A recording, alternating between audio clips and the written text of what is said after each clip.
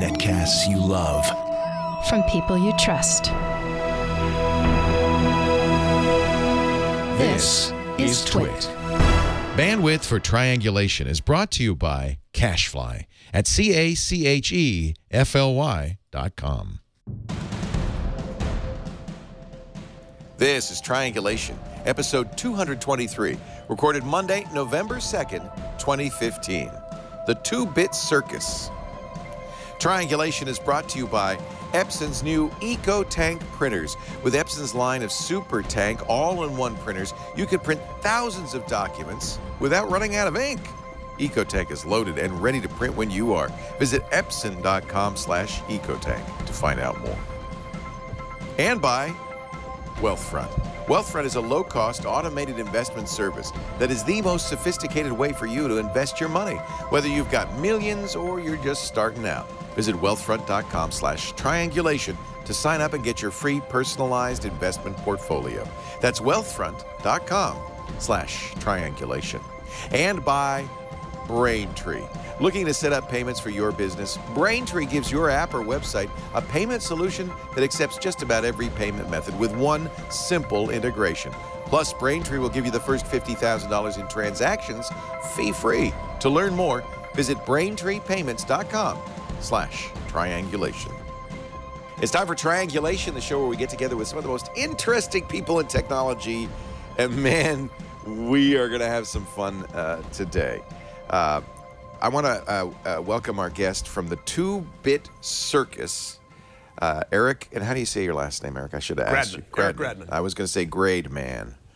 Eric Gradman is here. He's the mad inventor, partner at the 2-Bit Circus with his partner Brent Bushnell, who we were hoping to get on as well, but Skype did not permit because he's, of course, at a tech conference. He's at an internet conference. So there's no internet there.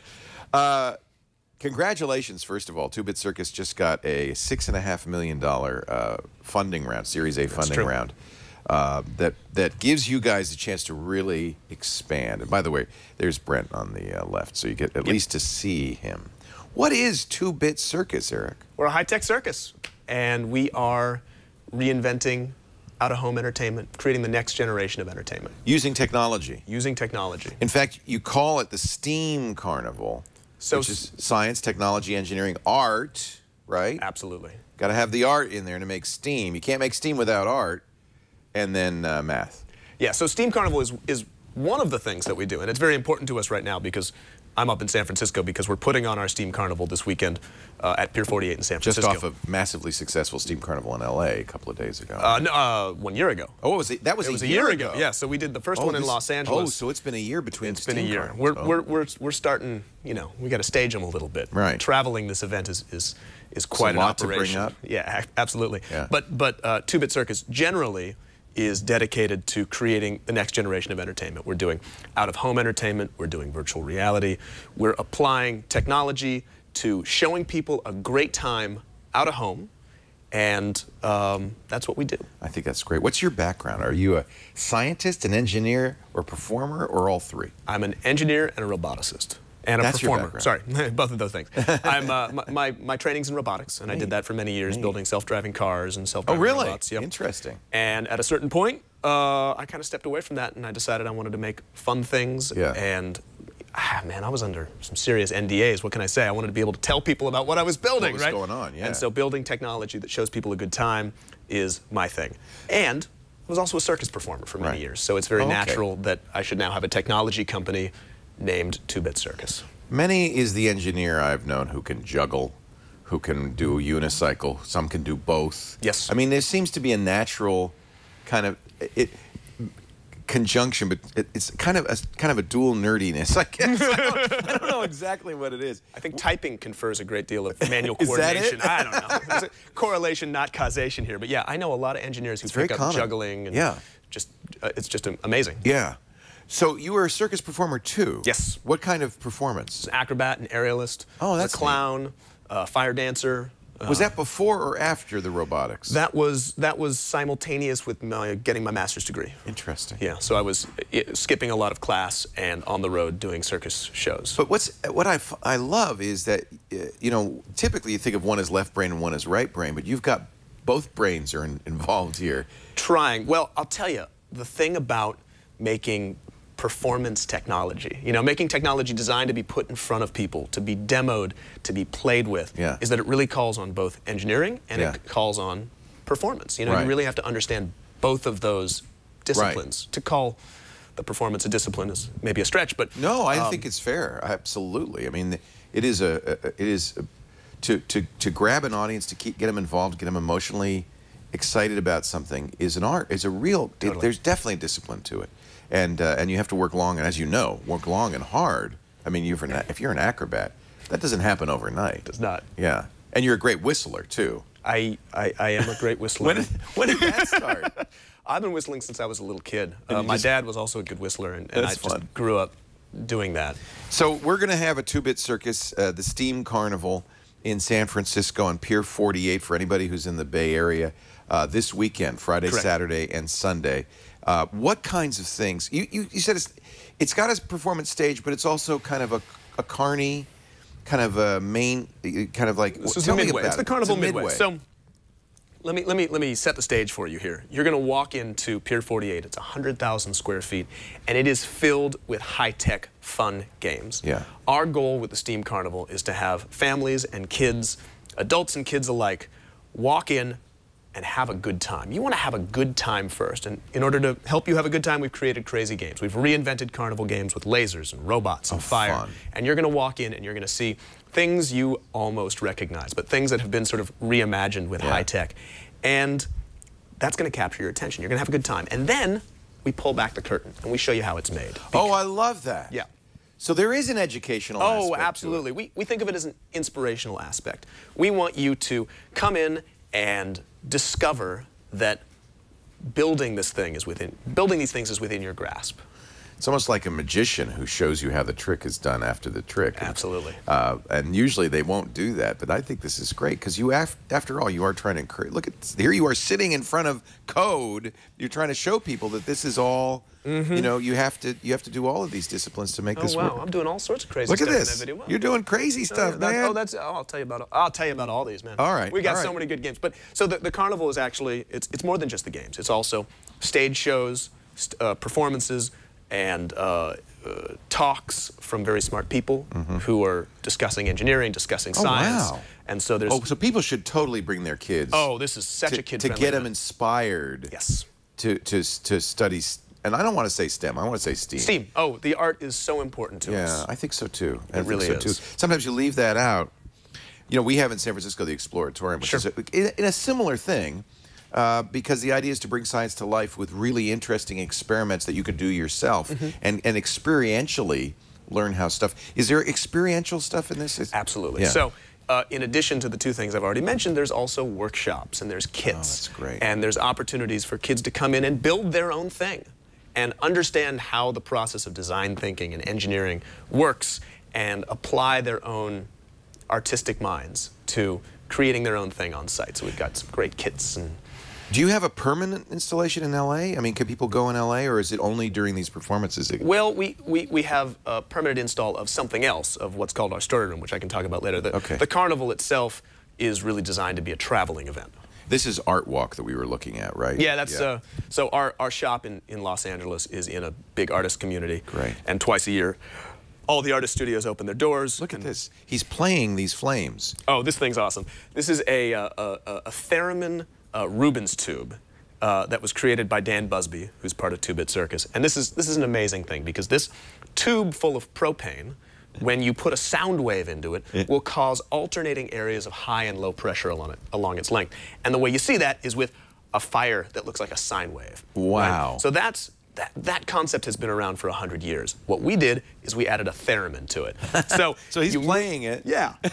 So you can walk up to this thing, and you can move your hands in and out, and you can control the sine wave of fire with your hands. This is so neat. I love this. Well, now, I'll tell you, unfortunately, that will not be at the carnival because doing things with fire requires special permission Yeah. from the fire marshal. Yeah. So if you're gonna use that silver bullet and ask for one fire thing, The whole thing changes. well, you better make it count, which is why Yeah. we're bringing our dunk tank flambe. Okay. Okay, so let me tell you about the dunk tank flambe.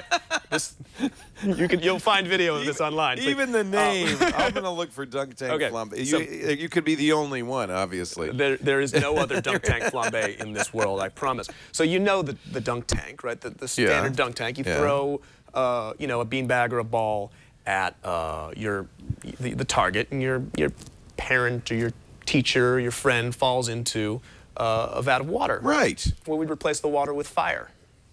And so this is me getting into You're a going to do this? fireproof Oh, suit. thank God you got that. Oh, yeah. And Oh, my God. You're getting into an incinerator. I'm just going to let this play because, And then people throw. Oh, kids must enjoy this. oh, they love it. Because you're mocking them now. Is it hot in there? It is. It's very hot in there. Oh, that's mean. Oh, at the same time, kind of exhilarating. It's pretty awesome. Let me tell you, being in there is amazing. So we are going to have this at the carnival. Was this your idea? This was, you know, we came up with this. I think this was one of Brent's. Brent said, "Hey, Eric, I got an idea for you." He's been in this too. Has he been in? I'm just the guy who thought to bring the GoPro in with him. Love the video. Yeah.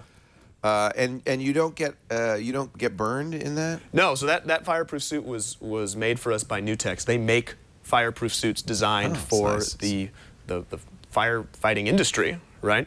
And I'll tell you, But I don't think they're designed to be like in incineration tube. Oh, no. Those things can hold up to much higher temperatures than we put Really? them through. Now, I'll tell you the one thing, I was not hot in that suit, except for No. body heat, because it traps heat in as Yeah. well, so it gets a little sweaty in gets there. sweaty, yeah. But the hands are made of Kevlar, right? The whole suit is made of an aluminized reflective fabric that Right. really rejects heat. Right. But the hands, you want a little bit more manual dexterity when you're a firefighter. Yeah. So the hands have Kevlar on them. Uh-huh. And so the only part of you that really gets a little hot, and I'm not talking really hot, I'm talking a little hot. toasty. It's just in the hands. So sometimes I'm just kind of like this, you know? Sit on your hands. Yeah, it was fun. Oh, it was really fun. This is just a really interesting event, and we're going to try to go on. I'm going to send my son and my wife on Sunday because I want to be out of town on Saturday and Friday. We're talking to Eric Gradman. He is the CTO and mad inventor. There he is of the 2-Bit Circus. We'll have some more in a little bit. This is really cool. What's the admission?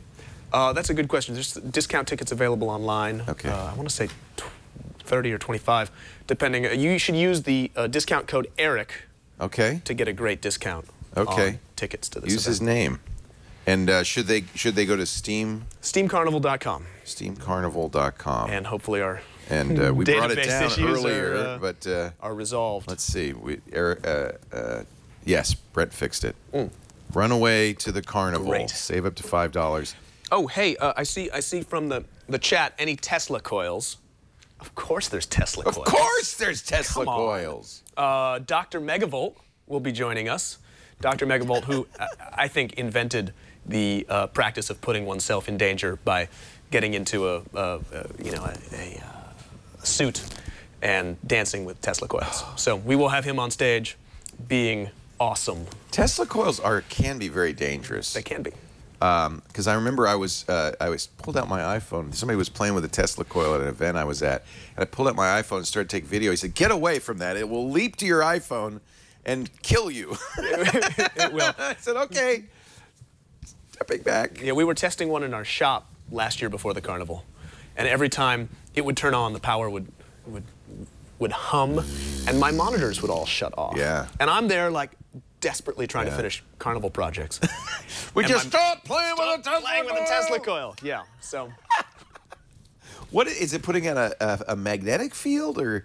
I don't know. It's doing something putting out a bad. break all of my stuff. Yeah. Yeah. It's Not good to mess with a Tesla. So coil. I max out at 12 volts. Yeah, that's fair. Dan Busby, who's on our team, who I've mentioned before, he loves high voltage. He's a battery engineer. He loves this stuff. You kind of have to know I'm what like, you're doing though. 12 volts and I'm out. I'm out. 12 volts hurts. 12 volts hurts. On your tongue it hurts. Yeah. Yeah. No joke. And I agree with you. I don't want to go any higher than that. Yeah. Don't stick your tongue in a cigarette lighter, kids. It's not a good idea. Don't do it. Don't. You may be tempted, but don't do it. Our show today brought to you by Epson. Now, this is a great invention, and I have to commend Epson because I feel like printer companies could have done this, but they were tied to the model of they sell you the cheap printer, and then they got you hooked on the cartridges, you know, the ink cartridges for life. Epson said, you know, we're gonna do something for the customer. Some people, if you don't do a lot of printing, an ink cartridge is a great idea. But if you're in a small office, a work group, if you're in a big business, if you just print a lot at home, and if you've got kids, you probably do, you want to look at these Epson EcoTank printers. They come with a big tank of ink in the box, 2 years worth of ink. This is the ET4550, comes with 11,000 pages of ink in that tank on the right there. See that? 8,500 color pages. And by the way, this is a great printer. It's based on the Epson Precision Core technology. That means it's fast, really fast. We're talking a couple of seconds per page. Vivid colors, laser quality black text. It does auto two-sided printing. I know because I have a Precision Core and I love it. The other day I wanted to print out, you know, an Emax, one of these single sheet with all the key strokes on it. And I said, oh, I should do a two-sided. Boom, boom. Love it. Beautiful.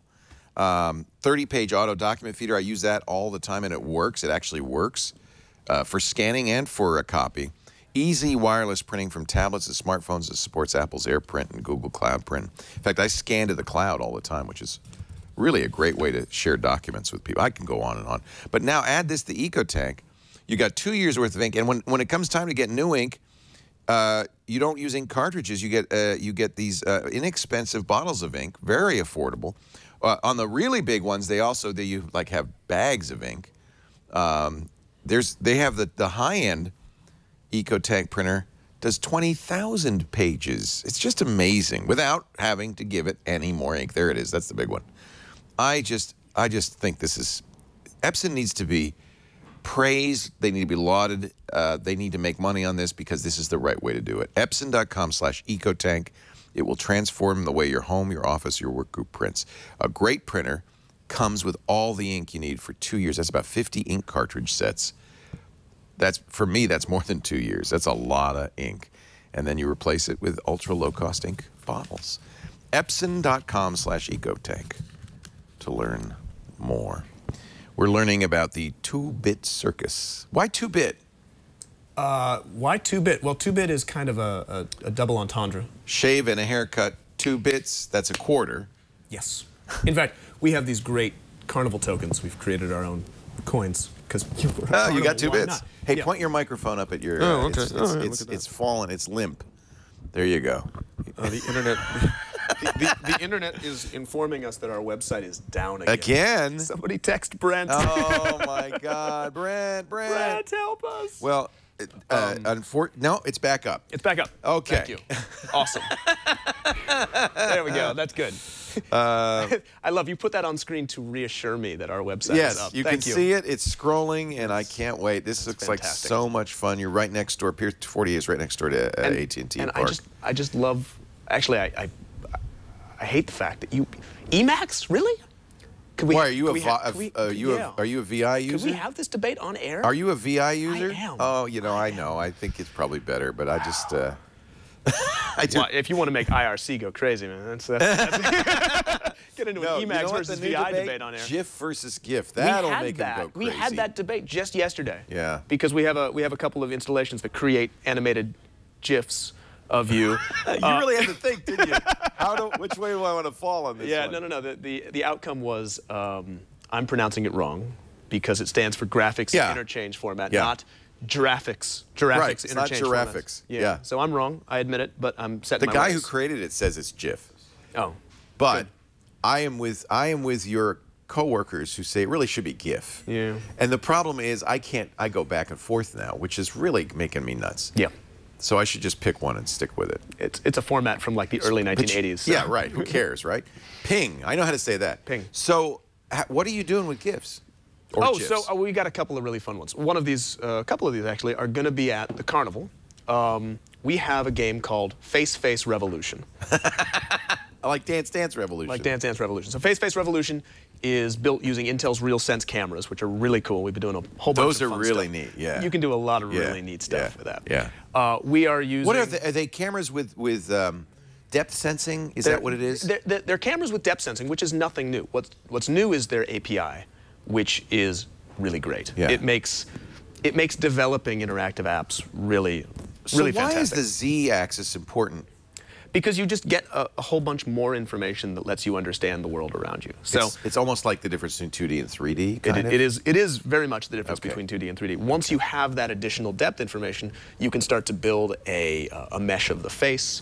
You can start to pick out points on the face, points on the hand, points in the environment. So Microsoft's Kinect works that way. That's why you can play a game in kind of a 3D space. I think the difference is that Intel's RealSense API does a really great job of understanding the world. It's they not want just to make about, it open. Yeah, it's not just about capturing the data, right? Right. That technology's been around for a while. It's about making use of the data, and they've done a really good job did you write the code for this? I wrote the code for Face Revolution using the Intel RealSense API. So let me tell you about the game. Yeah. All right, so check out the game. It's a very simple game. We like really simple games that are played in public. So this one, you walk up to this thing, and there's a little smiley face in the center of the screen. Okay. Right?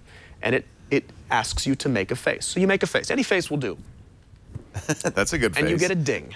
Okay. And then the happy face grows a little bit. And then it says, hey, make some more faces. Okay, so it's training you. It's kind of teaching you how to do this, yeah. And your goal is to make funny faces as fast as you possibly can. And the faster you make the faces, the more the circle grows. The happy face grows. And there's a goal. You're trying to get to the end. And so you have people on screen going, just contorting their face.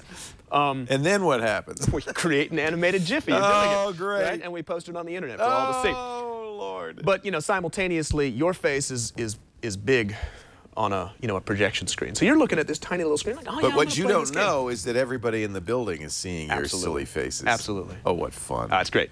It's that great. Sounds like so much just breaking people out of their breaking people out of their shell. You should start with that because then everybody's loose and now they go in there and really have some fun. Well, I'll tell you, all of the games at the carnival sort of have that effect on people. Yeah. Right? What happens, you walk up to a social game. You walk up to a game where everyone is laughing and playing together. Right. We got one. It's called Off Your Rocker Racing. Off Your Rocker Racing is a bunch of wooden rocking horses that we made in our shop. Okay. And each one of them has a sensor in them. Okay. And they can measure your rate of rocking. Oh, right? yeah. And on screen, there's an avatar of your horse. And it's a race. Right? I totally see where you're going. You have 6 people all lined up on their horses, rocking back and forth. There's a button. There's a boost button. You got to hit the boost button. I want to do this. Come to the carnival. It's going to be so much fun. Oh my God, that sounds so much fun. So there's a boost button, and when you hit the boost button, we'll say a hot expulsion of gas comes out of the back of the horse. Oh my God! And actual. No, on screen. Oh, good. On screen. Okay. We didn't want to injure. You could work on that. Just a little, totally. A little gas bottle under there. Yep. That's a good idea. Maybe I should put a little propane fire in the back there. Maybe not for this event. I told you we used our fire silver bullet once. I'm not putting it on a horse's you can butt. have one fire thing. Yeah. And then if you have another one, you have to go get the whole permit process again. And I mean, what a pain in the maybe butt. I'm exaggerating a little bit, but like I said, it's just easier to focus all of our fire outside. This is an outside thing. For sure. And you're going to do this. Is Brent going to do this? Go into this weekend? into the Dunk Tank Flambe? Yeah. Oh yeah. Anybody else do this? Do you have like guest flambe? So we brought. I wouldn't mind trying it. We brought this to an event. We put the general public through. Oh my God. So yeah, come to the carnival. You do corporate events and that kind of thing. Yeah. So all of these games live on throughout the year. They go to events. That's a great idea because you go to the problem with corporate events, they're stuffy and boring, and if you can loosen people up, especially if you get like the CEO and the HR guy in the thing, you get so much fun. It's great. What a great idea! I love that. Well, people play with these games and they cannot help but have a good time. Yeah. People in suits are left. Let me tell you about one. All right, we've got a laser maze. Laser maze. Okay. What is a laser maze? A laser maze is a chamber full of fog and laser beams. Sounds and good. your goal is to get from one end of the chamber to the other end of the chamber whilst avoiding breaking the beams. Oh, it's like Mission Impossible. It's like Mission Impossible, right? So you get to be Catherine Zeta-Jones, like kind of climbing around. Yeah, exactly. Is it hard? It can be. What happens if you break the beam? You lose an arm. Grow back. We don't know. We've never. We bring this to corporate events, and people know exactly what to do. do. Yes. Isn't that Exactly funny? what to do. They look at it like, It's in our "Oh, yeah, consciousness. I got this. And I it doesn't can do matter it. what they're wearing, right? Yeah. It could be a fancy cocktail event. Right. Women like taking off their high heels Yeah. and just Getting in diving there. through this thing. What fun. Forward rolls. It's better than it's the awesome. limbo. This is great. This is the limbo for the modern time. Yeah. You must really love your job. I love I my see a job. big smile I on your love my face. job. I can tell you I really mean, like what you're doing. Especially this time of year, because this time of year we're bringing a whole bunch of new stuff. We test the stuff as we build it, but to see it all in one place, Yeah. 100,000 square feet Wow. of awesome games. That's huge. It's big. It's a big place. Wow. So what's the process of creating a new game and testing it? You said before the show began there's about 27 people working. 2-Bit Circus and then is you about have a everything. lot of interns. You have a whole Depending on the Carney time of school. year. So we also have our Carney College. Our Yeah. Carney College is what we call our internship program. We bring talented high school and college kids in for usually the summer. This would be a great internship. Oh, it's awesome. I'll tell you. In the LA area. In the LA area, Yeah. we're on the east side of LA. Off Your Rocker Racing was a product of our Carney College program before last year's carnival. Interesting. So Yeah. some kid thought of this? Totally. An intern thought of it. Yep. And the first version, it's very funny. The first version was made with Home Depot sawhorses on bent pieces of metal. Yeah. And that's how we made. The sensors are in the metal, or No, the sensors are tacked up underneath. They're just, Okay. Just motion Arduinos sensors. with gyrometers Yeah. and accelerometers Yeah. in them, and a wireless radio, an NRF radio. And the first version of that was what we could get at Home Depot and prototype real quick. And that came to the carnival, the first carnival in Los Angeles. We've now redone it, right? It's gone through a Right. couple of iterations. And explaining that process of redesign is an important part of I'll call it the educational side of the carnival. So on Friday, we have a whole bunch of school kids coming in from all over the Bay Area, right? We have a whole program where we're sharing with them the process of making games and trying to inspire them about engineering and STEAM in general, right? And so we brought one of those old horses, one of those original horses. It's sitting in my pickup truck right outside. Is it really? Yeah, it's out there right now. And we start by bringing kids in and saying, look, this is where this started. Oh, And this is great. And this is how you go from a prototype to a finished product, and the different techniques. We love this project because it involves all the things we do. It involves fabrication, it involves electronics, it involves software, it involves game design. And so you get that whole sort of design thinking ecosystem, and we can share it with kids when they come in. So the STEAM Carnival is really about connecting with kids and inspiring them about STEAM. And this is one of the ways we do it. I really like it because a lot of times, I think the whole push is really for STEM education, and I'll say STEAM education, is to get kids move them from being merely consumers, to being creators. I mean, that's really what we want. Kids to kind of get off the game and learn how to make the game. And I think so often, especially in entertainment, there's a reluctance to show how it's done because you feel like, well, that's going to ruin the illusion. And not just magic, but just in general. We want to create an illusion, and we don't really want to let people in on the secret behind it. And I love it that that's really it's really almost the goal of this for you, Totally. right?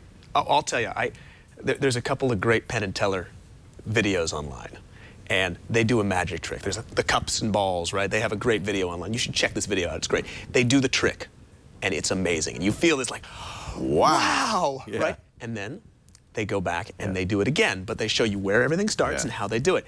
And I remember, I'm getting goosebumps thinking about it, right? Because I get to, when I watch the video a second time and I see how they did it, I experience it all over again, right? There's another wow moment. So yeah, go ahead. Show the magic trick. Yeah. Show the magic, right? You can give people a completely different, equally awesome experience I agree. right afterward by I showing agree. them how you did it. Yeah, Penn and Teller have always been, that's kind of the thing that was unusual about them, and I always admire that. Yeah. And also our friend Brian Brushwood, who loves to do that. He likes to say, this is how, I like the deconstruction aspect of it, right? Deconstructing magic. Absolutely. And then people can go out and they can improvise on it, and they can make their own. Yeah. It is there's never been a better time to be creating stuff. The tools for making anything are there. You want to make software? It's there. You want to make electronics? Go buy an Arduino, right? Less than $20, you can get started making anything. We want to share that with people. You use Arduino for a lot of your stuff? A ton. Raspberry Pi at all or anything like that? A ton. Yeah. Raspberry Pi, Arduino, Intel's Edison's, a lot of these widely available, low-cost prototyping tools, prototyping devices are in It what really we is make. transformational. It is. Yeah. It's enabled us to make awesome stuff fast. Right. And it will enable you to make awesome stuff Right. fast, because all this stuff is available. Right. Why not take advantage of that? We stand on the shoulders of giants. Such amazing work has been done in technology. You're watching the chat room. I am. Yeah, it's great. In fact, we'll get some chat room questions in there. Great. How about that?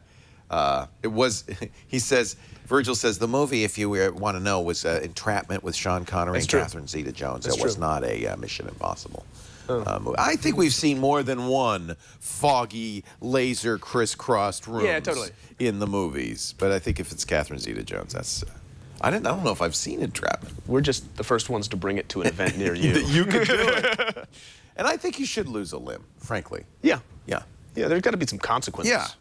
You can't just, Hey, let's take a break, come back with more. I want to talk a little bit more about the maker's side of this, because that's really cool. More of your toys, too, and maybe we'll get some whistling.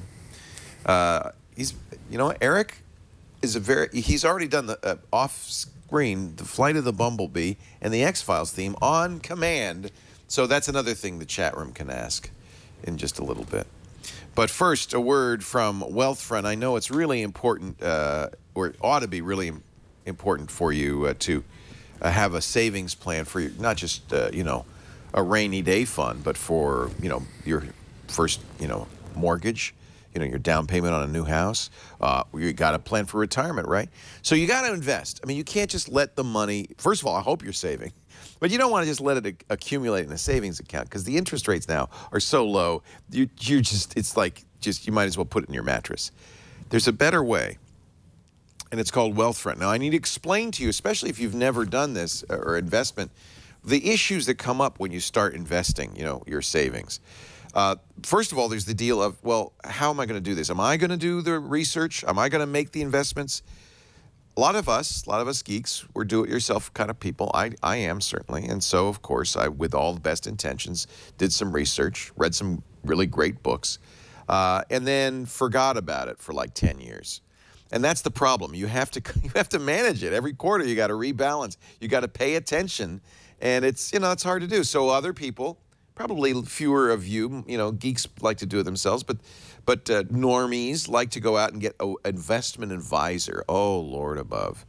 That's even worse. First of all, they charge huge fees, up to from 1 to 3% of your what you have under management every year, plus hidden fees. They don't tell you about transaction fees, charges for all kinds of things. And then really they're incented to trade more often, perhaps, than is advisable, because they make more money. So this is a bad system. I got a better way. Automatic programmatic trading with Wealthfront. Wealthfront is, let me show the books, because this is really the key to this. These are the books I read. A really great one, Random Walk Down Wall Street, by a guy named Burton Malkiel. And then Winning the Loser's Game, Charles Ellis. I've read a lot of these books.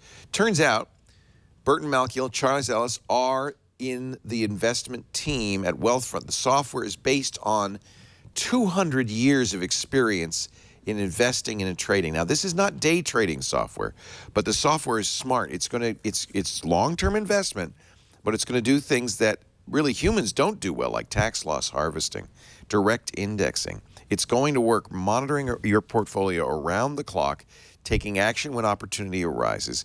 You can sit back and forget it, and that's what you want, frankly. I know we all think, oh, no, I'm going to manage this. No, trust me. First of all, Wealthfront's going to do a better job, and this is without a commission. And let me tell you, they do charge you 0.25% a year. 0.25% a year. In fact, I'm going to tell you how you can save even more. This is such a great idea that they've grown 20 times in the last 2 years. They now have $2.6 billion under investment.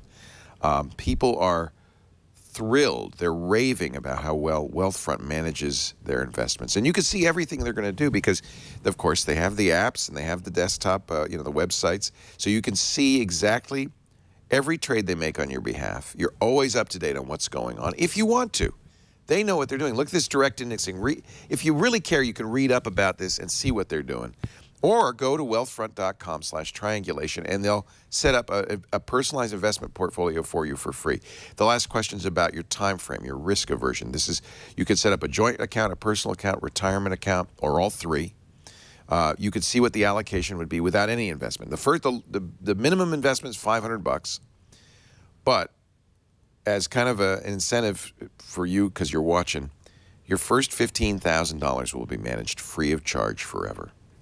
Free of charge forever. So you don't pay 1/4% a year. You pay nothing on the first $15,000. This is a really great system. I want you to check it out. Go there and read all about it. Wealthfront.com/triangulation. Get that portfolio. See what they would do with your money. See what all of these, direct indexing and tax loss harvesting are.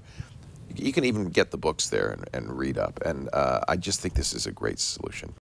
For compliance purposes, I have to tell you, Wealthfront Incorporated is an SEC-registered investment advisor. Brokerage services are offered through Wealthfront Brokerage Corporation, member FINRA and SIPC. This is not a solicitation to buy or sell securities. Investing in securities involves risks, and there is the possibility of losing money. Past performance is no guarantee of future results. Please visit wealthfront.com to read their full disclosure. We are talking about the 2-Bit Circus, engineering entertainment, with one of its founders, and I should say, what were you, the chief? You're not the roustabout. That's Brent. Eric Gradman is the mad inventor. Correct. At the 2-Bit Circus. It's great to have you here and talking about what fun. It's coming to San Francisco this weekend, Pier 48. You can get tickets at steamcarnival.com. Let's check one more time, see if it's up and running. Yes, it's up and running. Yes. It's good. Poor Brent. We were going to get Brent on. He's at a tech conference, and this Skype was terrible. Unfortunately. He's busy making sure our website stays up under the onslaught of the internet. Thank you, internet. But yeah, I have a feeling he's not doing much conferencing right now. He's pushing buttons and cranking cranks. So I want to tell you about another side of what we're doing. Yeah, please do. About on the matter of engineering entertainment. It's not just the Steam Carnival. We're sort of reinventing out-of-home experiences everywhere. Okay. So another thing that we're very excited about is what we call our story room. It's like a video game engine for the real world. We're creating environments. The one we have at our shop right now is called Cosmic Contagion, and it's 3 rooms. And you and 5 friends will sign up for an hour experience in the story room, and you'll walk into the first room, and you will find yourself transported to an abandoned science lab. Right? And you're not told anything about this up front? No, you know nothing. Someone will give you sort of the intro in a minute before you walk in. But you walk into this room. So you're in an abandoned science lab. The scientist who was working here was studying a mysterious alien spacecraft crash in the frozen tundra of Alaska, but he's gone missing.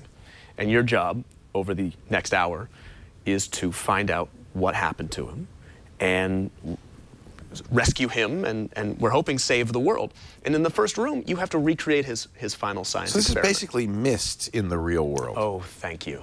Yes. That's what it feels like. Yes, it is exactly that. But instead of looking on a screen and wandering around, you're actually in a physical space. In a physical space, and you have to uncover clues, and you have to, you're interacting with characters who appear on video screens. There's a rather unreliable artificial intelligence who shows up from time to time. It gives you clues and helps you out, and sometimes doesn't help you out. And you're connecting pieces of equipment together. I want to do this. How many people typically in a group? 4 to 6 people is good. And the teamwork is probably important too, right? Teamwork is right? very important. In fact, there are puzzles that we've designed that require multiple people to be in different places at once, because we really want to get people, sort of interacting with one another. It's not about sitting in front of a screen, right? It's about this is so cool. Interacting with your friends. If you're in the LA area, you're 16 and up. It's not for you can't be too young, right? Yeah, people younger than 16 are welcome. Okay. It helps to have adults in the room. Adults with them. Yeah, absolutely. So I could bring our 12-year-old. Absolutely. He'd probably dig this. Oh, yeah. He loves games like this. Kick your butt in this. Yeah, that's the problem, right? That's what intimidates me. I go, oh, I'm going to get stuck. I'm going to go in there, and I'm going to go. There's no stuck, because we've designed this experience so that if you get stuck, Carla, our artificial intelligence, she'll chime in. She'll help you out. She'll help a little bit. Yeah, she'll help you out. But this is an interesting. I just was reading an article about something called trap rooms, which is the new. I guess it's the new hotness. It's big in England, where you go in a room and you can't get out unless you solve a puzzle. I don't want to do that. That sounds scary. So these are fun. I love doing these. And Brent and I, we go to these all the time, and we like solving the puzzles, and we like escaping from the room. But trap rooms, or escape rooms, as they're also known, right? They seem to be one particular instance of this idea, right? The idea is always get out of the room as quickly as you can. Yeah. Right? I've paid for an hour. I don't want to get out of the room as quickly as I can. And also adds to my anxiety. Right. I don't want to worry about the room filling with noxious gas or the wizard killing me. No. No, I want an interactive theater experience. That's what was fun about Myst. You had the opportunity to explore and take your time and really solve the puzzle. So this is more like that. This is more like that. That. We want you to feel like you're in a piece of theater. We want you to feel like you're experiencing the story, not like you're fighting for your life. Now you said there's 3 rooms. I don't want to spoil anything. So that's the first room. Yep. Presumably something you're able to solve the problem and you get to the next room? Correct. In the second room, you interact with an alien artifact, right? Wow. Through the means of augmented reality. Oh man! So when I said this, we're applying some high tech to this, like this is some high tech stuff. I'm going to explain the tech behind it in a second, but you've got this augmented reality device on an arm from the ceiling, and you're trying to unlock the secrets of the alien artifact. And in the third room, you're actually piloting a rover out over the landscape to accomplish some task, which I don't want to reveal too much. No, you don't spoil it. Yeah, I don't want to spoil it. But do you want to make more of these? This is a really neat idea. We love these. So we do want to make more of these. We've made several of them, and we've developed the underlying technology to turn, non-interactive spaces into highly interactive spaces.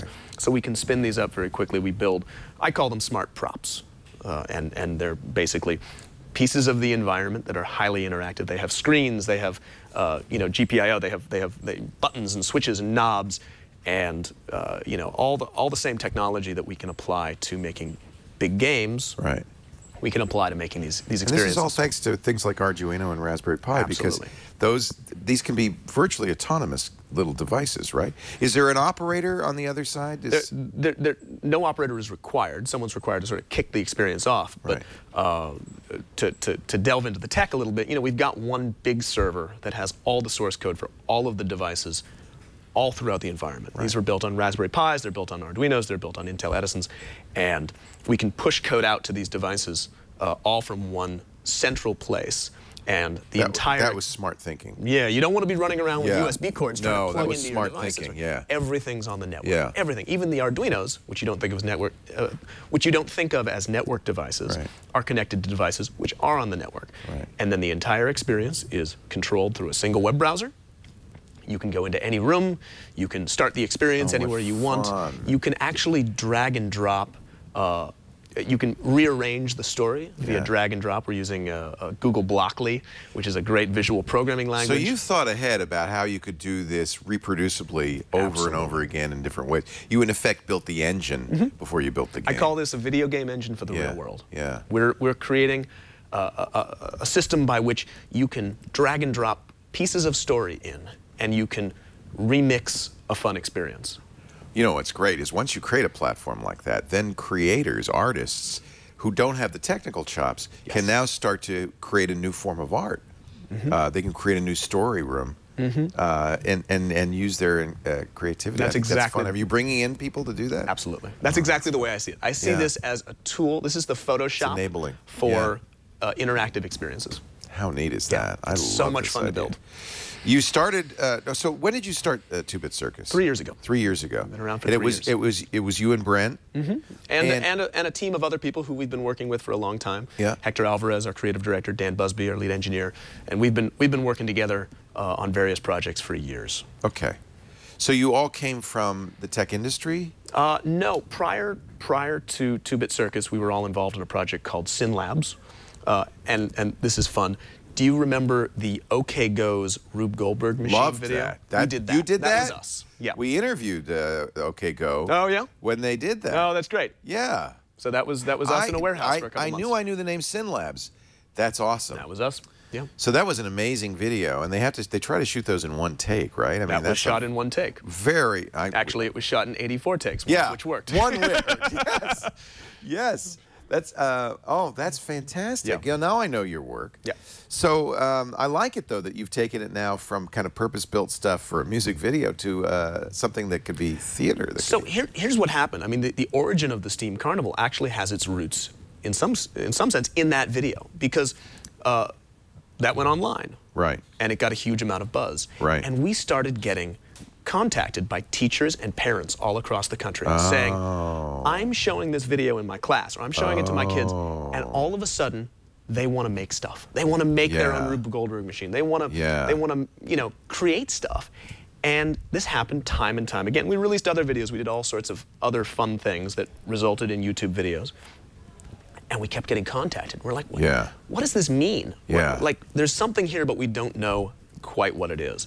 And eventually, we realized that we had the opportunity to, in a sort of more organized way, share our love of engineering with the world, with kids around the world, and inspire them. That's really cool, because you sensed that there was something there. And what's always hard is making something completely new, completely different that never has existed before. And this is something like that, where you're synthesizing a bunch of different stuff, but creating something that's never existed before. Right. That's hard. Because we tend to, I bet it's fun. We tend to want to, which OK Go video, was it The Writing on the Wall? It was This Too Shall Pass. This Too Shall Pass. This Too Shall Pass. Yeah, that's the one we interviewed him on. Yeah. Let me see if I can find it. A song which will be permanently ingrained in my memory. your head, because you heard it 85 times. Oh my God. You probably heard it more than that, actually. So many times. we did another fun one. Just to, this, by the way, was very messy, because there was a lot of paint involved. Yeah, I remember talking to them. They told me 85 takes. But this is one whole take. This is one take. You just keep resetting. It's like building a giant mousetrap. And if it doesn't work, well, you got to go back and make it work. Yeah, this probably is painful for you to watch. It failed here. It failed here. Pick any point. It failed there. It failed at every point along the way. But one of the greatest videos of all time, especially for people like us who just love this kind of stuff. Yeah, it almost doesn't matter what the music is at some point. It does go with the music. No, it does. It really is synced to the music. In fact, in a moment, there's a guitar that spins around and actually plays a bunch of water glasses that have been tuned to the notes of the song. Oh my gosh. Yeah. Well, they OK Go became famous with their treadmill video. Yep. And then they stumbled upon this idea that, well, maybe every video should be kind of a crazy science adventure. Have you done commercials too? Because we did. One of my favorite things that we built as a team was it was for Die Hard Battery. Yeah. And it starred Gary Newman. Oh wow. And what we did is we brought 24 cars out to the desert, white cars and black cars, and we stacked them up on steel deck so it looked like a giant piano made of cars. And then we went under the hoods and we rewired them. Wow. We retuned the horns. Wow. And we hooked the lights up to electronics. Wow. And then we got Gary Newman out there to play Cars on the cars. That's a great battery ad. Yeah. That is awesome. Yeah, so we did fun stuff like that. But then, you know, we realized that it was so much more fun to produce things that real live human beings could interact with, you know? And give back, because, I mean, this is great, and this is a work of art, and people get a huge amount of joy and value out of these kinds of things. But you're really giving back in a way by teaching other people to do this stuff and to get them excited about the engineering and the science behind this stuff that's a very, I think, high calling. I think that's really important. I mean, our Kearney College is always so much fun. I mean, how hard is it to get into? Because I'm thinking my son should do this. We get a lot of applicants every summer. But we love bringing people in and having them work with us, and something awesome is always the result. Yeah. I would love... we smashed that treadmill video right there. You see them. Oh, was that the treadmill video? Yeah, it was the treadmill video. Yeah, we took that one out. Goodbye. I had a game just like that. I remember that game. Yeah, I had that game. You remember that game? Yeah, you had to move the things apart. Yeah, sure. Yeah. Played that for hours. I was never very good at it. We had to build the, the 12-foot long version in order for me to have the dexterity required. The amount of creativity is stunning.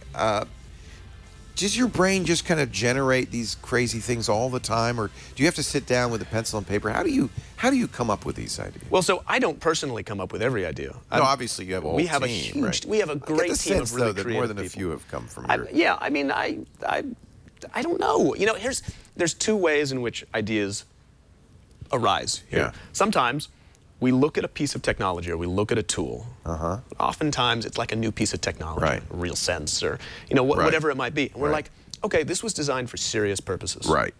let's turn that on its head. How can we make this thing Right, fun? right. What about this makes for a fun interaction? And that will drive the design. Yeah. Right? Yeah. And we'll come up with something creative. And sometimes it's the other way around. Like, I have a crazy idea for something. How can we make it a reality? Yeah. And I think it's John Cleese who talks about intermediate impossibles.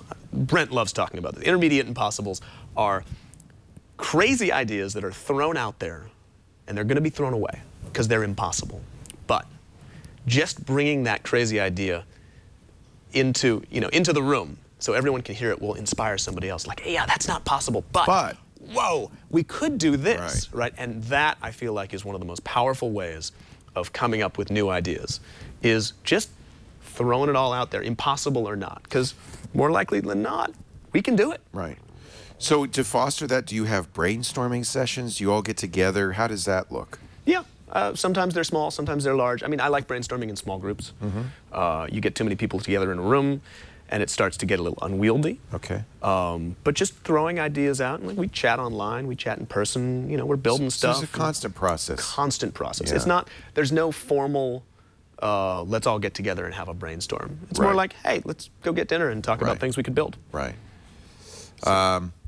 Yeah, somebody mentioned the Honda ad with the, that's the a good one. cogs. That was pretty amazing, That was- too. I imagine they did more than a few takes to get that thing exactly right. We did another one for Google, actually, for their science fair. Google's first online science fair. We did a Rube Goldberg machine for them.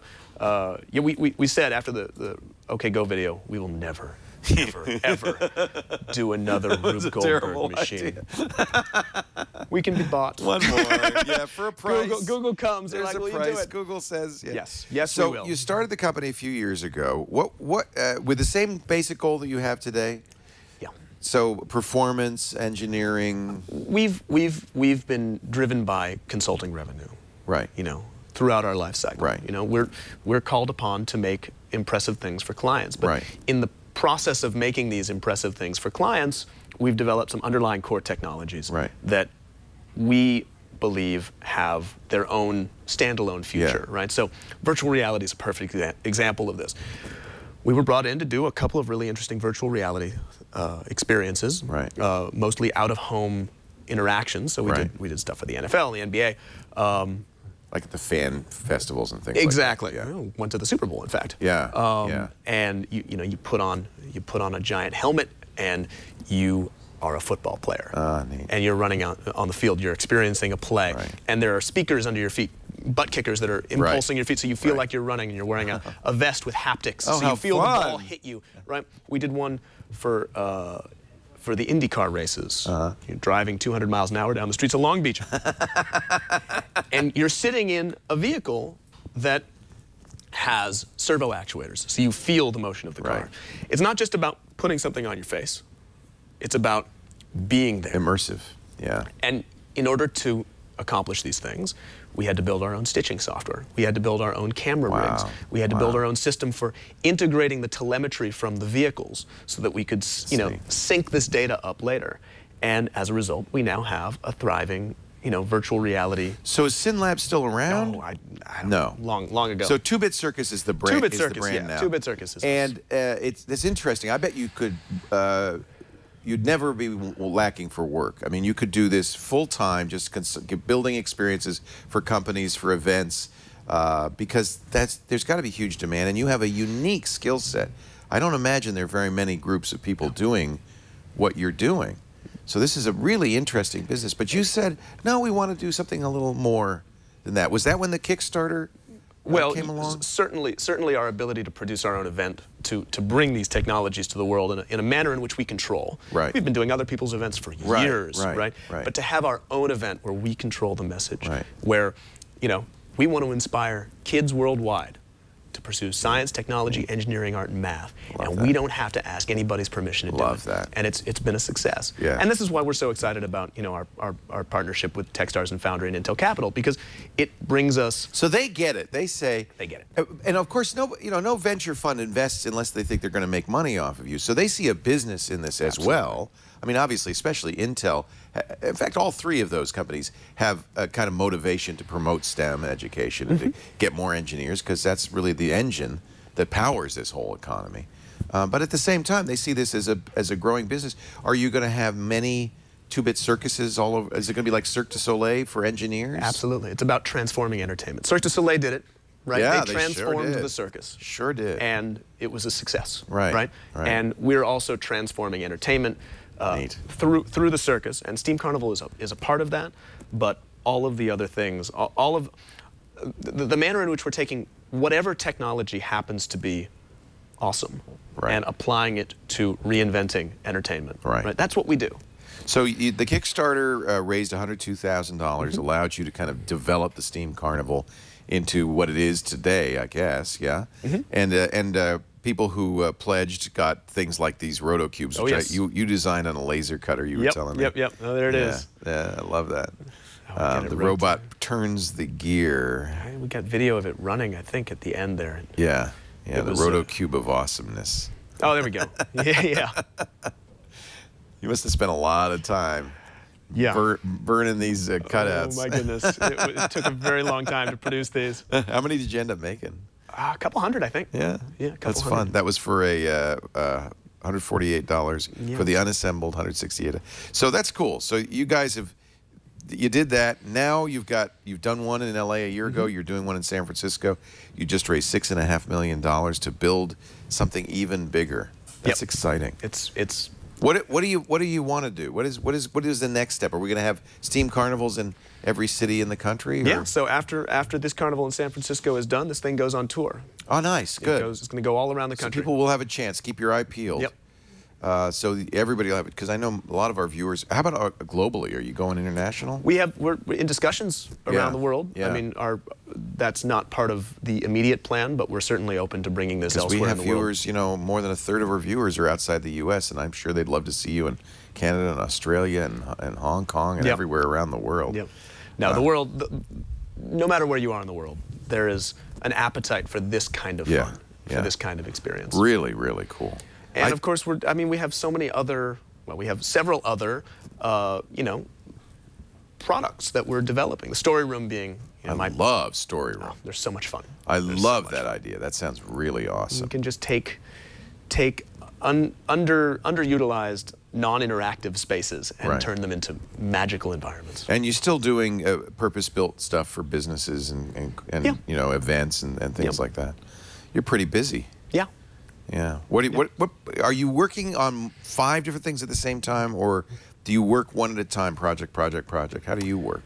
Me personally, I'm always working on many things. Many things at once. I mean, I have a team. I have an engineering team. Right. And I'm getting things started and I'm getting them working on projects. So it's nice to have many things happening in parallel. As a team, we're working on many things simultaneously, especially around carnival time. Around carnival time.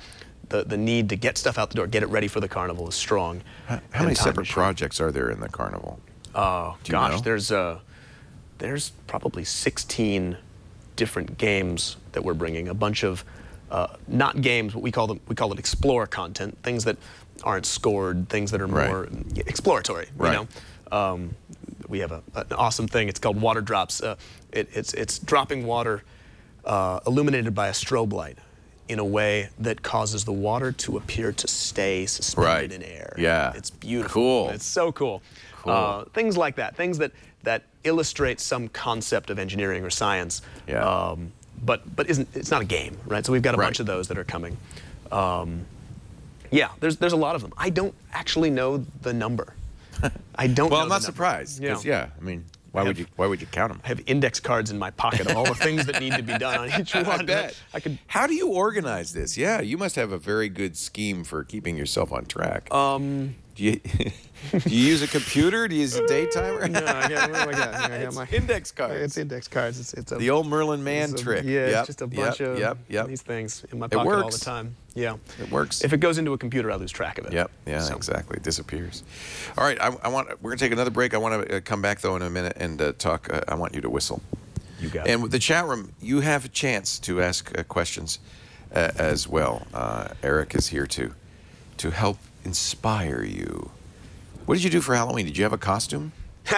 You dress as a normal person? Halloween, man. Suit and tie? That was yesterday. Yeah. I was in the shop until 2 in the kinda morning. busy, yeah, I was okay. driving a forklift. I was loading our truck to come up here. Oh my God. In a forklift. Hey, I want to thank you. You're probably exhausted. I want to thank you for being here today. That's so great. glad to be up here. It's such a pleasure to be on your show. Oh, it's so fun to have you. Thank you for coming.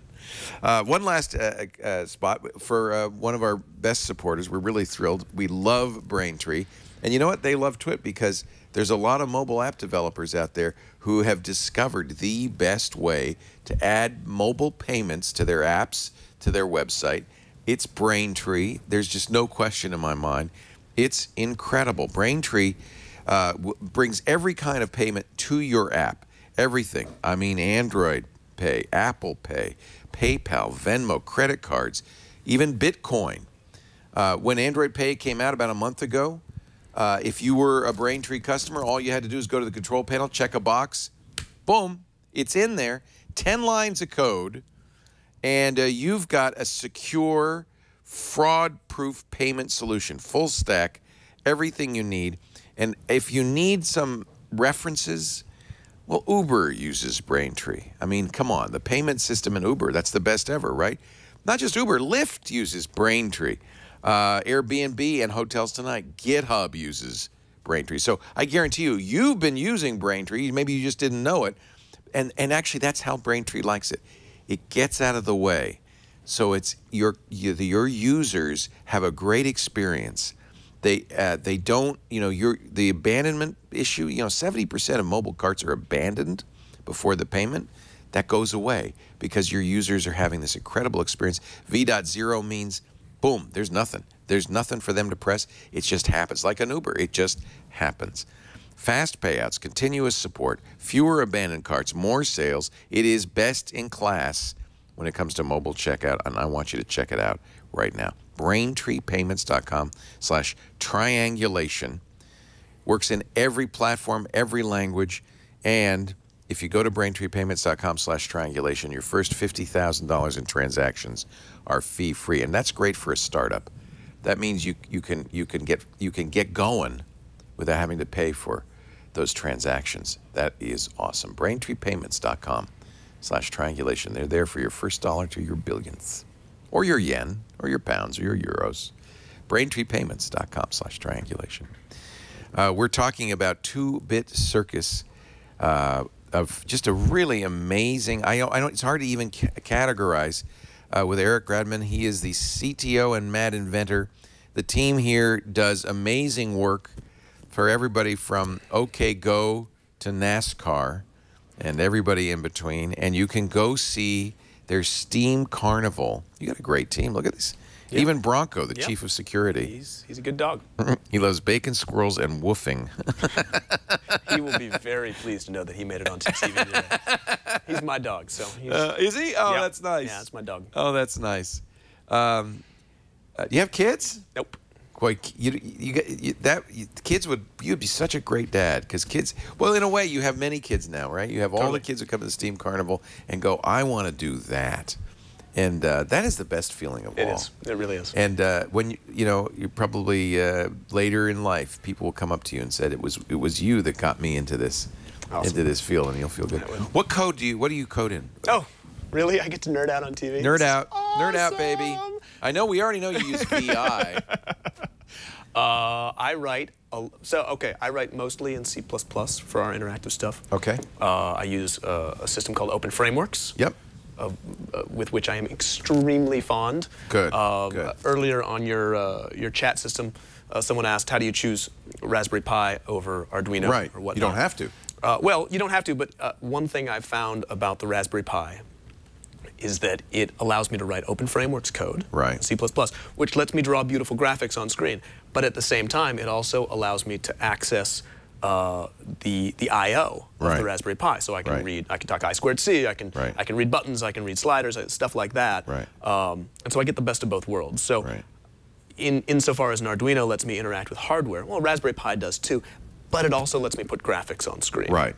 It's a full computer. It's a full computer, and it's very cheap, which is really nice. $55. It's amazing. So a lot of Open Frameworks. We do a lot in Unity as well. Okay. For the graphics? Sometimes for the graphics. Yeah. If it's 3D, you know, Yep. oftentimes it'll Saves you be in time. Unity. Yep. Putting stuff on mobile devices is certainly easier to do something And in if Unity. you're using Open Frameworks, it's cross-platform, right? You don't. It's not. You have target platforms. Yeah, you build it. You build it for the device you're going to be on. So I mean, I've written quite a big pipeline for compiling imagine. this stuff on Raspberry Pi and I compiling imagine. it on But most different of the code devices. is portable and can work on a variety of devices. And it's getting better every day. That's nice. Huge shout out to Open Frameworks. Yeah. Well, it also, I mean, the timing couldn't be better because, and we've mentioned this a bunch of times, but it really is true.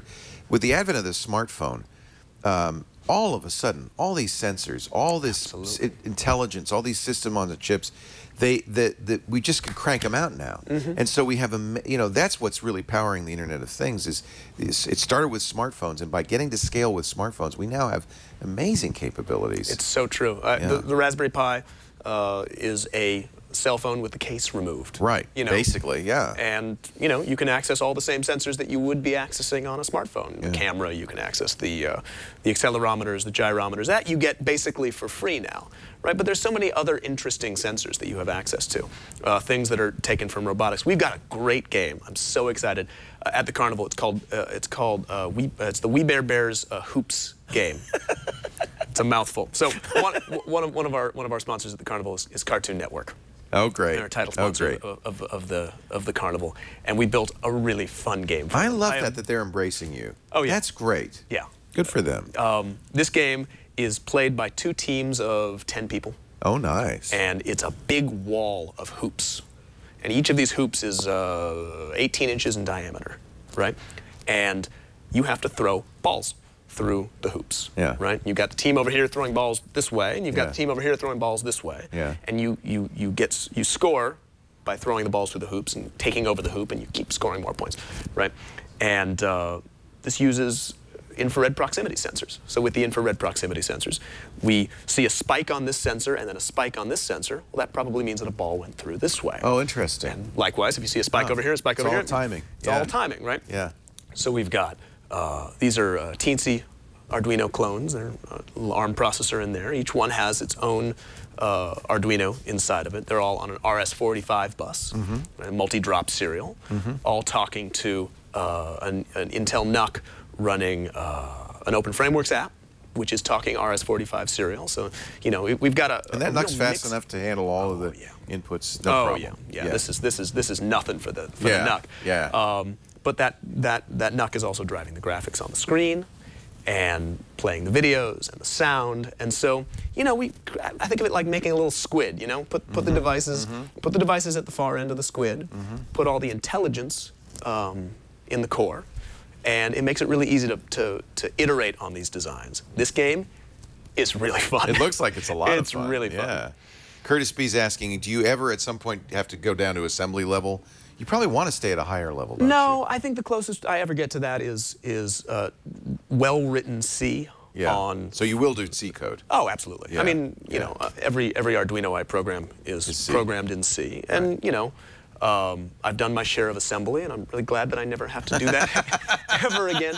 I would say, you know, if you've programmed an Arduino, then you know it's very easy. But if you want to, you can get down to the register level, and if you understand the way C will let you do that. You can poke and peek registers absolutely. and all of that stuff. C is human readable assembly, as far as I'm concerned. Yeah, I agree. Yeah. C++, not so crazy about it. I write C+. I like that. I write C++. I don't use templates unless I really have to. Yeah. Right. Yeah. I write C++. And yet, I think object-oriented code would be sensible for what you're doing because all of these things are sort of semi-autonomous, right? And yeah. do you treat them like that, like little black boxes? In a sense, I'll tell you this really comes into play in our story room project, right? So I've got so many devices, right? The story room that we have running in our shop right now that you can buy tickets to online is, I think it's got 22 separate Raspberry Pis, you know, buried in various props around. Raspberry Pis, and also a device called an Odroid, C3, C2, C something, which is, it basically runs Android, so I can run Unity apps for $35 in a small platform. That is awesome. Right? They're all networked together. That is They're all awesome. on an Ethernet. And each one, as I said, has its own code. It's running its own code, but that code can be modified, recompiled, and pushed to it over the network. And I treat each of those as a black box from the standpoint of the show control system, right? So imagine the operator is sitting at a computer, which is the server for the entire experience. And from that person's perspective, from the perspective of that server, I want to turn on the lights in room 1, and I want to act, and I want to detect when this person has successfully activated the device, right? And so there's a higher level of messaging that's going on using something called ZeroMQ, which is a very efficient networking protocol designed for the banking industry, of all things. Interesting. And so using, they're all talking the same messaging language. Right. And so, yeah, I'll sit and I'll write something for the Arduino, I'll write something for the Raspberry Pi or the Intel Edison. And it's all triggered ultimately by this kind of messaging language. Exactly. At the end of the day, it's going to send a message over the network saying, human successfully completed device, or human pressed button, right? And then the server's written in Python, and it's all very asynchronous, and it reads a little bit like Node.js code, asynchronous JavaScript code, but it's written using coroutines in Python. And that's Are you getting XML back from the Arduinos? Or no, they're talking JSON over ZeroMQ. It's JSON. Yeah, JSON over ZeroMQ. Okay. Because, yeah. So it's well formed, and you can parse it. Python would be perfect for that. And, it's very easy to work with. Make a tree of what to do now and next and all that stuff. And that's very object-oriented. You asked me about object-oriented stuff. Right. I call them routines.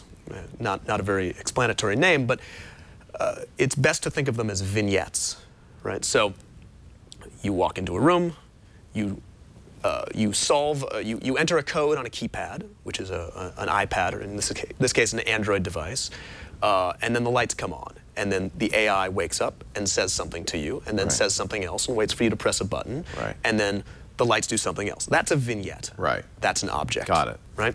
And so these vignettes can be sequenced together. It's very much how lighting boards work, and this is a well-known kind of theatrical. Absolutely, and it's system.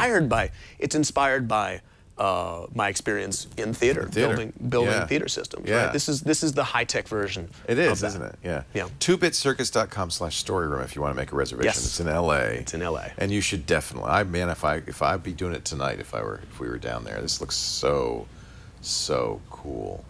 Let me just. We're just looking at. This is good. All right, I'm just looking at the chat room, make sure we get all the questions. Oh yeah. Was your dad an engineer? My dad's a doctor. So how did you get excited about this as a kid? Just I got a computer when I was a little kid. Yeah, that's the story, isn't my it? dad, he had a computer, right? And he What sat was me your in first front of computer? it. Oh my God! It was it wasn't. That was my dad's. It was like a Columbia. I think this thing was around for Yeah, I like remember 1 the year. Columbia. Yeah. Yeah, It was yeah. an early PC clone. Yeah, it was a Columbia. And then NEC made some computer that was available only at some department store in Los Angeles. This was in like 1984. And I got that, and I learned So it was BASIC on PC's it. early clones. You learned Yeah. probably. I'm trying to remember. GW, was it GW Basic? It was probably GW I think it was Basic. GW Basic. Yeah. Oof. Yeah. Never have to write that language ever again. You survived your encounter with GW Basic. Yeah, and then I learned to program every other language, and then stopped programming most of them. Virgil wants you to whistle the theme from The Incredible Hulk. Do you know it? No. Virgil's a weirdo. Don't listen to him. What's your favorite song to whistle? Well, look, I'm going to play to my audience here. Star Wars is real hot right now. Oh, couldn't be hotter. All right, is it time? Yeah. First person to identify, do Bumblebees. I already did Bumblebees. He did All right. Bumblebees. First person to get this wins no prize. I know it.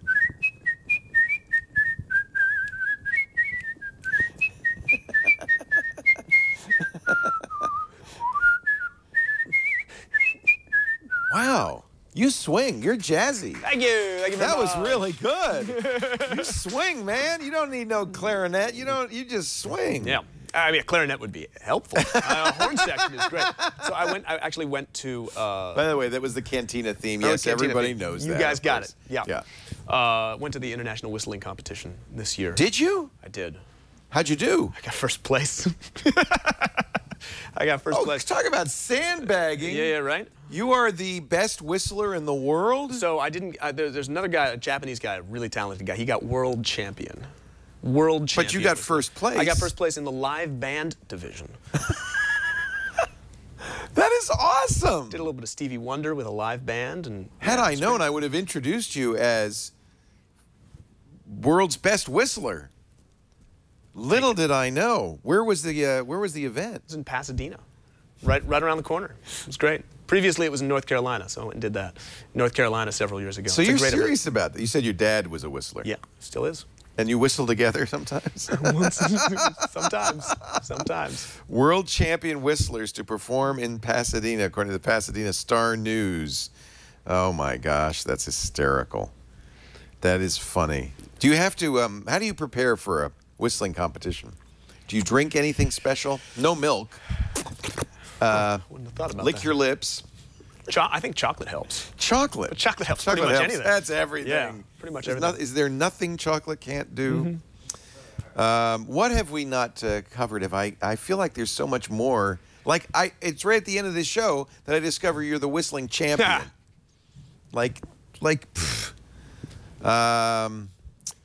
Gosh, you're so what kind of circus?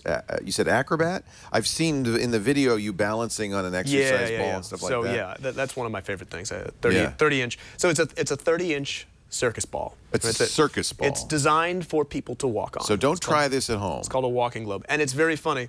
Not funny to see someone think that that's an exercise ball. It looks like an exercise and ball. then jump on it expecting to get the rebound. And it doesn't. It does not. It's got to be firm or it wouldn't work. Also, don't try and walk on your exercise ball. It will go badly. I've popped an exercise ball while sitting on it. I know. I had one of these for performance, right? I was performing with it, and then we were struggling to make a game for a show we were doing. Yeah. This was many years ago. We said, what if we made the world's largest trackball? And so here's what we did. It was real simple. We took an ordinary mouse. Yeah. Mouse off my desk. Yeah. We flipped it over. And we put the ball on top of it. Yeah, because so it had to be a ball mouse, the old-fashioned kind of mouse. No. Just an optical mouse? Optical mouse. Because you're moving the surface? You're moving the ground under the mouse rather than moving the mouse over the ground. And then you stand on this thing. Did you make it like enclosure that looks like a trackball enclosure? Yes. So, in fact, if you come to the carnival, you'll see we Will now we have see this? 8 of these. And we have a giant game that's played by 6 people all standing around a giant Not people off game. the street. There's your trained professionals. Oh, no. So, sorry. So, you are asked to operate this with your hands, not with your feet. Okay, good. I have operated it with my feet. I've actually walked on it. do In it. fact, we did an event several years ago, during our Kickstarter, right, where I actually walk onto stage on the globe. Yeah. Walk on, roll it up into the base. Yeah. Operate it with my feet. Oh, how fun. Brent walks in on stilts. He's a stilter. He can handle it. Wow. One of his stilts is a joystick. Oh, man. And we have an on-stage game. Oh, right? how He hands the stilts. Oh, how fun. It was Walt Mossberg and Kara Swisher on stage at No, All it was yeah. Oh, for All Things Days. Yeah, That's fun. and they get on stage and they're playing a video game. He's rolling the ball around and she's operating the joystick, which is a stilt. It was really cool. Oh, that's so much fun. Oh, that's awesome. The Steam Carnival is in town. No elephants, but some other great stuff. Yeah, no animals. No animals are in the harmed in the circus. making of the Steam We Circus. do have the horses. We do have the rocking horses. Rocking horses. Yeah, but they're made of wood. They don't mind. It's all in the line of duty for a rocking horse. If you go to steamcarnival.com, which is still up, you can get your own tickets if you're in the San Francisco Bay Area, Friday, Saturday, and Sunday. And I hope coming soon to a venue near you. Coming soon to a venue near everybody you. wants to And do use this. the code ERIC. Oh, yeah. For a discount. Special deal. Yep. Eric, it's so great to meet you, and I'm so excited by what you're doing. And I love it that, you could have spent the rest of your life making things for corporate events and businesses and NASCAR and everybody, but I love it that you're doing this. I think that's really great, and I can tell you do too. We love what we do. Yeah. Mad inventor Eric Gradman from the 2-Bit Circus, 2bitcircus.com. Boy, this is so much fun, isn't it? Come back again next week. We do Triangulation every Monday, 11 a.m. Pacific, 2 p.m. Eastern Time, 1900 UTC. Yes, 1900 now. because we are now in out of daylight savings time into standard time, and UTC doesn't move, but we do. We're a moving target. If you can't be here on time, or you'd like to listen whenever you feel like it, all you got to do is go to twit.tv/triangulation or subscribe. We're on all the podcatchers. You can watch now on the Apple TV. There are not 1, 2, but 3 apps on the Apple TV that allow you to subscribe and watch and pick the shows you want, and that's a great way to watch because we do video as well as audio. And with video, you get to see all of our great guests, and you can see Eric's amazing mohawk. Do you let that flop down when you're working, or is it always that way? Absolutely. Most days I do lazy mohawk style. Lazy mohawk. It is hard to. Yeah, Schwood, it's funny. He got tired of spiking the hair after a while. It's such a pain so much butt. So much work. I will tell you, they all point in the same direction, so it is quite easy to get. It's a lot easier than making individual spikes in all different directions. Definitely. Yeah. And I just want to thank.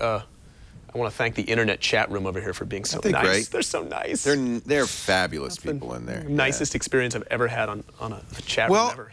I know IRC can be crazy, but I think it's really important to us that there be interactivity between us and the audience, and it's nice that they can do that. Double mohawk. I've had the double mohawk, guys. It bifurcated in the back. Crazy. It was an crazy. unusual hairstyle, to be sure. Eric Krebman, thanks for joining us. Thanks to all of you for joining us. We'll see you next time on Triangulation.